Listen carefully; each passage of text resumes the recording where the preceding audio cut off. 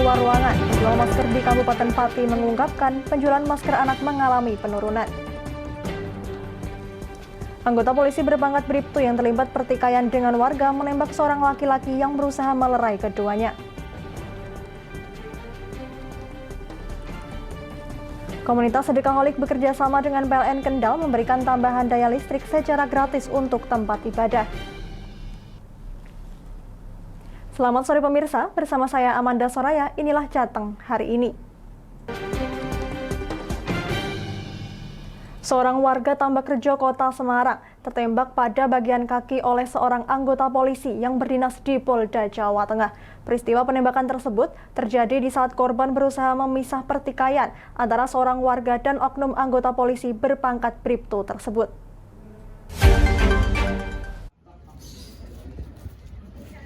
Peristiwa penembakan tersebut terjadi pada Rabu malam di depan rumah korban. Saat kejadian, korban bernama Sobirin, 48 tahun, hendak melerai keributan antara oknum polisi berinisial RS yang berdinas di Polda Jawa Tengah dengan seorang warga Safei yang juga masih kerabat RS.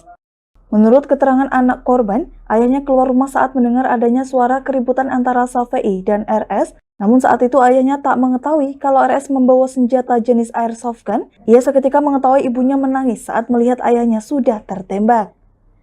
Korban yang tertembak pada bagian lutut sebelah kiri tersebut kemudian dilarikan ke rumah sakit untuk mendapatkan perawatan dan mengambil proyektil yang bersarang di lutut korban. Bapaknya keluar, ada orang bertengkar, keluar. Lah bapaknya pikirnya mau misah. Lah terus kayak nggak tahu kalau bapaknya nggak tahu kalau bawa senjata. Terus bapak kenapa? Kena kaki. Ditembak berapa kali? Kalau nggak salah 1 kali. Terus sekarang bapaknya gimana kondisinya? Rumah sakit Sulan Agung. Kondisinya gimana? Lukanya di mana, Pak? Antara kanan atau kiri kurang tahu Pak. Kaki ya? Oh, kaki. Bapak mau operasi? Ya ntar jam 10. Oh yang waktu kejadian mbaknya mbak siapa mbak?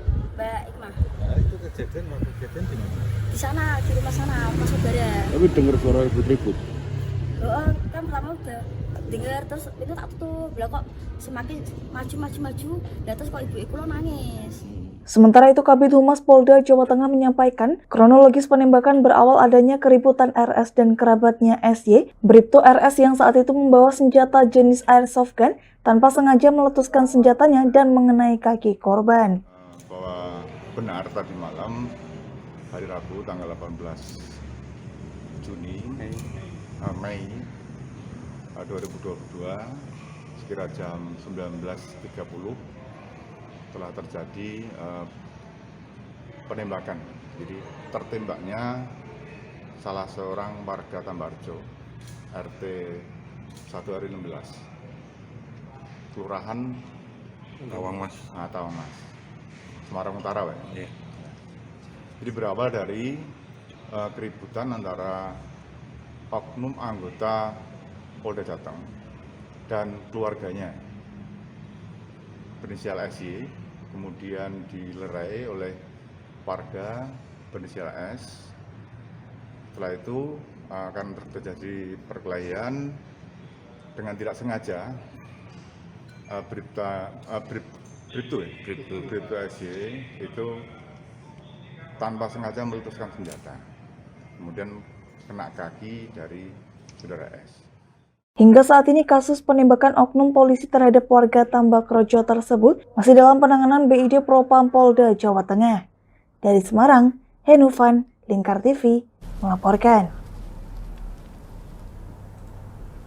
Mulai merebaknya penyakit mulut dan kuku pada hewan kurban, khususnya sapi, kini berimplikasi pada sejumlah sektor. Selain pasar hewan ditutup, kini hotel sapi juga mulai mengalami kebangkrutan. Pasalnya, sejak adanya pelanggaran pengiriman dari luar provinsi diberlakukan, tempat peristirahatan hewan di jalur Pantura Alas Roban Kabupaten Batang, Jawa Tengah tersebut tidak lagi beroperasi. Hotel sapi yang berada di pinggir Jalan Nasional Pantai Utara Trans Jawa, Desa Tulis, Kecamatan Tulis, Kabupaten Batang, Jawa Tengah, yang seharusnya merasakan adanya peningkatan hunian hewan pada momen jelang perayaan Idul Adha, saat ini terpaksa gigit jari. Pasalnya pemerintah Provinsi Jawa Timur dan Bali yang merupakan pelanggan terbesar dalam mengirimkan hasil ternaknya menuju Jabodetabek tidak boleh lagi keluar kandang yang berakibat pada menurunnya okupansi penginapan khusus hewan ternak tersebut. Seperti yang dialami oleh salah satu hotel sapi milik Ahmadin yang tetap dibuka untuk menunggu peluang pedagang datang, barangkali masih adanya sapi-sapi dalam Provinsi Jawa Tengah yang singgah untuk diistirahatkan di tempat transit tersebut. Namun demikian, lantaran mayoritas pelanggannya dari daerah larangan, lokasi penginapan sapi tersebut sepi tanpa penghuni dan mengakibatkan sebagian besar pemilik hotel sapi memilih tutup total dan mengalami kebangkrutan. Sejak adanya virus COVID-19, diperparah saat ini suspek PMK yang tadinya terdapat 5 hotel sapi, saat ini hanya tersisa 2 tempat penginapan yang tetap berusaha bertahan di tengah lesunya pengiriman sapi dari luar provinsi. Dampaknya kalau sekarang itu sekitar 75% sangat berkurang itu. Sebenarnya kan dampak dari Surabaya ke sini kan sudah kayak ditutup total gitu kayaknya. Kita juga hasil ya, informasinya juga dari pengemudi sama dinas kesehatan. Itu sejak kapan berarti Mas? Ya sekitar sejak waktu itu loh Pak, informasi kena ada virus itu loh Pak. Terus biasanya Mas, normalnya sehari sampai berapa ini sapi yang nginap di sini? Kalau di sini Pas normal? Banyak Pak, maksimal kalau dari Surabaya itu sekitar 100 ekoran nggak ya Pak? Itu per hari? Kan, iya, kan itu kan dari pasar ke pasar, dari itu ya kan dinas kesehatan dari sana kan kita dikontrol dari pasar. Merebaknya penyakit PMK terhadap hewan sapi tentunya menyebabkan kerugian dari berbagai pihak, utamanya di saat momen jelang perayaan Idul Adha, yang biasanya menjadi musim penjualan hewan kurban tertinggi dan menjadi primadona para pedagang di setiap tahunnya. Dari Batang, Ahmad Revaldi Krisna, Lingkar TV, melaporkan. Pasca pelonggaran mengenakan masker di luar ruangan yang diumumkan langsung oleh Presiden Joko Widodo, penjual masker di Kabupaten Pati mengungkapkan bahwa kebijakan tersebut berdampak pada penurunan penjualan masker anak, akan tetapi masker untuk orang dewasa masih terpantau stabil.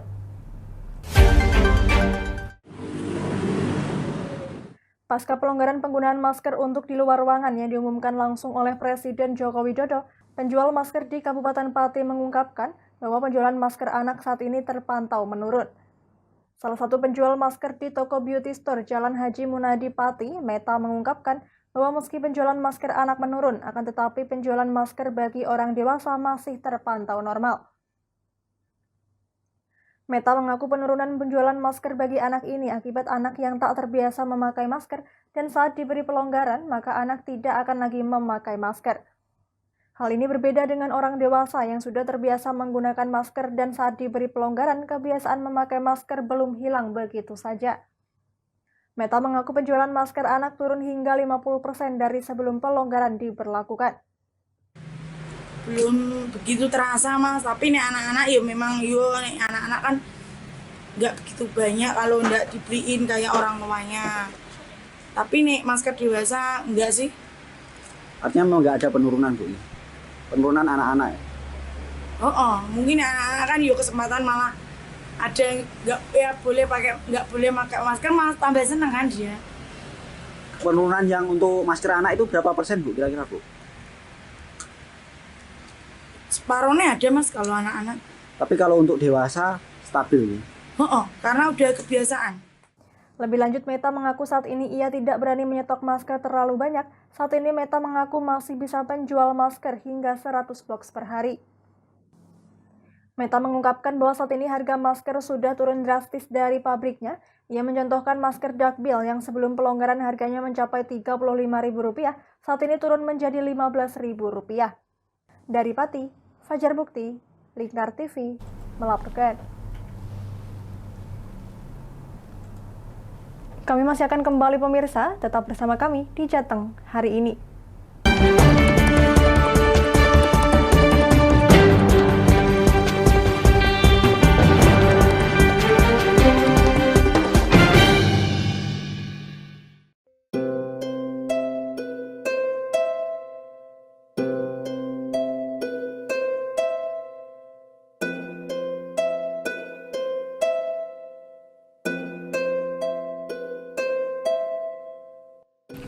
Wah iki yo siaran TV apik temenan. Filme cot karo suasanane. Elah. Lah bro ngene iki awan-awan kok. Iki lho nonton TV, Kang. Wah, kenal nedan kowe wong kenang delok HP kok delok TV piye? Wah, kurang update kowe iki, Kang. Lho, maksudnya piye kok ngarani aku update itu? Iki lho deloken aku nonton TV tenan. Apa kira nonton HP? Wong delok HP ngono kenal nedan apa iki. Iki lho delok siarane. Lho, kok iso ya? Yo TV apa? Jenenge Lingkar TV, Kang. Saiki erane TV kok ngene iki. Kok Lingkar TV nek dia awak dhewe panggone iso nonton TV lewat HP. Kok ngene iki. Ana film-film ngene iku ya? Iya, filme apik-apik kaya ngene iki. Awak dhewe nek sawah leren mbut gawe iso leren ndelok film-film ngene iki. Padha iso ngene iku. Iso, ora ketinggalan karo cah-cah kae. Duh. HP ku kok ora iso tak nggo ngono piye carane iki? Ki lho Rip, tak doi carane. Piye? Kowe buka Play Store. Play Store, Mas. Yo iku pokoke. Play Store apa? Ketik Lingkar TV. Engko lek wis ngono, klik install. Nah, engko wis ana metu menune Lingkar TV karek ndelok siaran apa ae. Film-filme apik-apik. Berarti film channel Lingkar TV metu nang kene kabeh ra? Iya. Filme wah cocok karo suasana cara didelok ngene. Oh, wis iki iso iki. Iya metu kabeh ngene TV wah. Iya. Ondiange ya. Mangkane Lingkar TV filme apik-apik kabeh. Iya, aku ngene kok. Lagi reti iki aku malah. Sekolah ana bocah-bocah ajak ndelok. Heeh, ben seru nang kene ya, kawan. Wabek. Rene lo. Tak deloki apik-apik ana film Jos iki.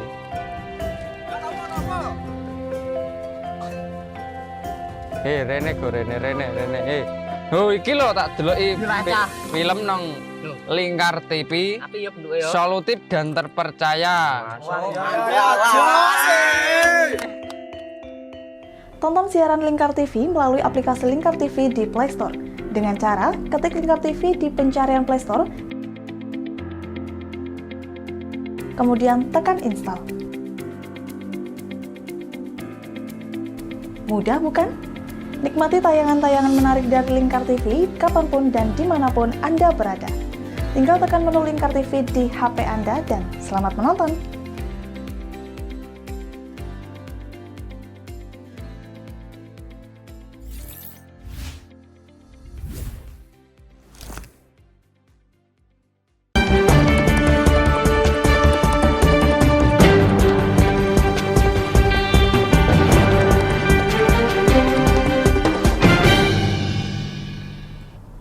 Anda masih menyaksikan Jateng hari ini pemirsa. Sejumlah koperasi di Pati dikatakan tidak aktif, terhitung ada lebih dari setengah dari jumlah keseluruhan koperasi di Pati yang dinyatakan tidak aktif.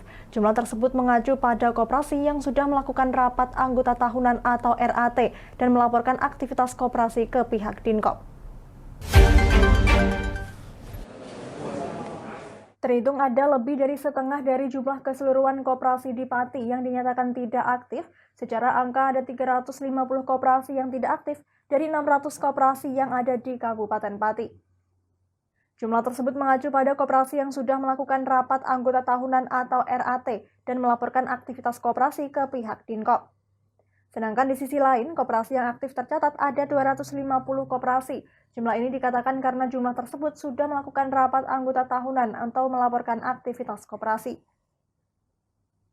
Kepala Dinas Koperasi dan UMKM Kabupaten Pati Wahyu Setiawati mengungkapkan, apabila ada kendala yang ditemui seperti keberadaan koperasi tidak aktif secara kelembagaan, namun aktif usahanya, pihaknya akan membina koperasi tersebut agar kembali mengaktifkan kelembagaan dengan menggelar RAT. Kalau tidak aktif kan didasarkan dari RAT, pelaksanaan RAT. Saat ini RAT yang melaksanakan untuk koperasi lebih kurang 250-an. Dan mungkin Untuk yang tidak aktif, ini kan masih bulan Mei, ini kan ada waktu sampai dengan Juni, ya. Ini bisa nanti dilaksanakan. Untuk saat ini ini kan masih berkembang, datanya nanti berkembang. Mungkin nanti setelah menjelang akhir lah semester kedua baru kita bisa menyatakan bahwa koperasi ini tidak aktif atau tidak melaksanakan. Lebih lanjut, Wahyu juga mengatakan ada banyak penyebab ketidakaktifan koperasi tersebut, mulai masalah internal hingga pandemi COVID-19. Selain itu, ada pula yang mempunyai masalah, baik mempunyai masalah dengan anggotanya atau dari eksternal koperasi itu sendiri. Dari Pati, Fajar Mukti, Lingkar TV, melaporkan.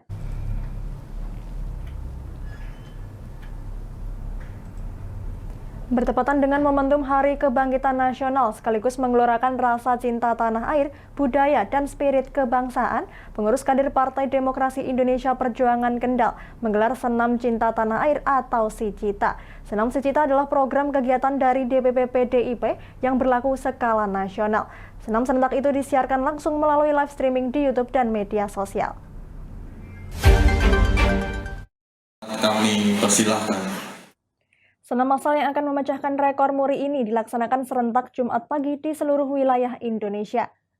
Senam Cinta Tanah Air ini merupakan bagian dari menjalankan arahan Ketua Umum PDI Perjuangan Megawati Soekarno Putri untuk terus menerapkan perilaku hidup sehat sekaligus guyup melalui aktivitas senam bersama-sama. Ketua DPC PDI Perjuangan Kendal Ahmad Suyuti mengatakan, kegiatan ini selain menguatkan solidaritas antar kader, kekompakan dan keguyuban, pihaknya juga mengingatkan agar para kader PDIP rajin turun ke tengah masyarakat, melayani rakyat, mendengarkan dan menindaklanjuti aspirasi masyarakat. Dengan mengusung semangat mensana in corpore sano, dalam tubuh yang sehat terdapat jiwa yang kuat dan semangat bangkit dari dampak pandemi. Dikatakan melalui gerakan senam SICITA yang mudah, tubuh serasa lebih segar dan fresh dalam upaya menjaga kesehatan tubuh. Gerakan senam yang diciptakan khusus oleh PDI Perjuangan ini, selain bisa menyehatkan, juga diharapkan bisa membangun nation and character building. Dengan tujuan meningkatkan imunitas tubuh serta mewujudkan mensana in corpore sano, lagu yang dibawakan dalam senam SICITA ini adalah lagu-lagu nasional, sehingga selain dapat meningkatkan daya tahan tubuh, juga dapat meningkatkan nilai-nilai kebangsaan, serta nilai-nilai budaya lokal dan juga nasional. Ulang tahun PDI Perjuangan sekaligus juga merupakan Hari Kebangkitan Nasional, sehingga seluruh Indonesia melaksanakan senam SICITA ini, senam cinta tanah air, dan sekaligus harapannya juga mampu memecahkan muri. Di Kabupaten Kendal ini dihadiri oleh sekitar 500 orang dalam rangka untuk meramaikan pada kegiatan senam SICITA ini. Ditambahkan, untuk pelaksanaan senam cinta di Kendal diikuti 500 kader PDI Perjuangan, termasuk pengurus DPC dan anggota PDI Perjuangan DPRD Kendal. Harapannya bisa meningkatkan rasa gotong royong dan kader semakin solid demi kemenangan dalam pemilu 2024 mendatang. Dari Kendal, Muhammad Arya, Lingkar TV, melaporkan. Bentuk kepedulian dan ingin memakmurkan tempat ibadah, komunitas Sijum Sedekaholic bersama PLN ULP Kendal memberikan layanan gratis penambahan daya listrik untuk tempat ibadah. Sedikitnya ada 12 titik tempat ibadah yang diberikan layanan tambahan daya gratis ini.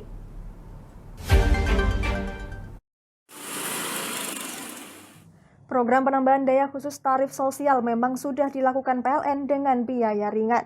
Namun di Kendal, 12 titik tempat ibadah diberikan penambahan daya secara cuma-cuma.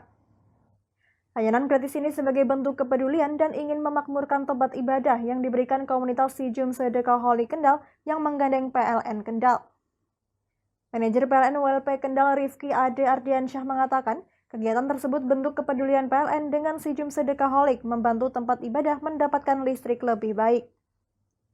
Dikatakan pihaknya ingin memakmurkan tempat ibadah, sehingga dengan penambahan daya listrik ini bisa meningkatkan kegiatan ibadah di musola atau masjid. Jadi bersama dengan komunitas Sijum, PLN ULP Kendal berkolaborasi untuk menambah daya musola dan masjid secara gratis sejumlah 12 pelanggan atau sejumlah 12 masjid, 12 musola. Ya. Harapannya Mas dengan penambahan daya ini Mas? Jadi harapannya kita bisa mendorong untuk masjid itu sama-sama memakmurkan masjid. Jadi PLN juga punya peran di situ. Sementara Takmir Wali Gembyang Kiai Haji Ubaidillah berterima kasih dengan penambahan daya gratis ini. Selama ini listrik yang ada masih kurang jika digunakan untuk kegiatan di musola. Dengan tambahan daya ini, nantinya kegiatan di musola tidak lagi harus meminta listrik dari rumah atau menggunakan genset lagi. Dalam hal ini kami atas nama Ketua Yayasan sekaligus mewakili TPG menyampaikan terima kasih kepada PLN yang bermitra dengan SIJUM, sehingga kemitraan itu saat ini terwujud memberikan tambah daya kepada TPG Wali Gembyang di dalam Yayasan Wali Gembyang. Oleh karena itu saya sampaikan terima kasih atas kerjasamanya. Mudah-mudahan ke depan akan menjadi perkembangan yang baik. Fasilitas daya di Majelis Taklim dan TPG Wali Gembyang dayanya sudah mencukupi, sehingga untuk kegiatan yang terkait dengan kegiatan Yayasan Wali Gembyang, daya ini akan bisa mencukupi. Selain memberikan penambahan daya secara gratis, komunitas sedekaholic ini juga memberikan pemasangan listrik cuma-cuma di wilayah Rawasari kepada warga yang kurang mampu. Dari Kendal, Muhammad Arya, Lingkar TV, melaporkan. 12 klub bola dari berbagai pondok pesantren di Boyolali ikut memeriahkan Piala Kasat Liga Santri PSSI tahun 2022 yang digelar di tingkat Kodim Boyolali. Tim yang juara nantinya akan maju ke babak seleksi tingkat Korem Surakarta. Kick-off Piala Kasat Liga Santri PSSI tahun 2022 tingkat Kodim 0724 Boyolali dimulai pada Kamis pagi di Stadion Pandan Arang Boyolali. Dalam Liga Santri ini ada 12 klub bola dari berbagai pondok pesantren yang ada di Kabupaten Boyolali. Kick-off babak penyisian diawali dengan pertandingan antara Ponpes Nurul Quran Simo melawan Ponpes Istiqomah Cebogo. Ratusan supporter yang datang untuk mendukung tim yang bertanding membuat suasana pertandingan sepak bola berjalan meriah. Sementara dalam laga perdana ini, Ponpes Nurul Quran Simo berhasil mencetak skor 7-0 atas Ponpes Istiqomah Cebogo. Dandim 0274 Boyolali Letkol Ronald Siwabesi mengatakan, Liga Santri ini menjadi ajang untuk mencari bibit pemain bola nasional. Selain untuk membudayakan olahraga di masyarakat, ajang ini juga mengeratkan hubungan antar santri untuk tetap semangat dan menyiapkan diri menjadi generasi-generasi penerus bangsa. Liga Santri ini bertujuan untuk mencari bibit-bibit pemain bola nasional yang ada di Kabupaten Boyolali yang nanti akan mengikuti seleksi secara berkelanjutan baik di tingkat Korem, Kodam sampai dengan di tingkat nasional, di tingkat Angkatan Darat. Kemudian Liga Santri ini juga selain bertujuan untuk mengolahragakan masyarakat, membudidayakan olahraga di tengah masyarakat, juga bertujuan untuk mempererat soliditas dan persatuan serta mengeratkan hubungan persaudaraan antara para santri. Jadi walaupun mereka berbeda-beda pondok pesantren, namun mereka punya hubungan yang kuat antar santri untuk tetap menjadi generasi-generasi penerus bangsa, mempertahankan dan ikut serta membangun negara kesatuan Republik Indonesia yang kita banggakan. Setelah melewati babak penyisian di tingkat Kodim, selanjutnya akan dilanjutkan di tingkat Korem hingga nasional. Diharapkan dengan Liga Santri ini diharapkan bisa mencetak atlet-atlet baru dalam olahraga sepak bola. Dari Boyolali, Taufik Irvani, Lingkar TV, melaporkan. Berita tadi sekaligus mengakhiri kebersamaan kita kali ini. Terus saksikan Jateng hari ini setiap pukul 17 waktu Indonesia Barat hanya di Lingkar TV. Akhirnya saya Mada Soraya, mewakili seluruh kerabat kerja yang bertugas, pamit dari hadapan Anda. Terima kasih dan sampai jumpa.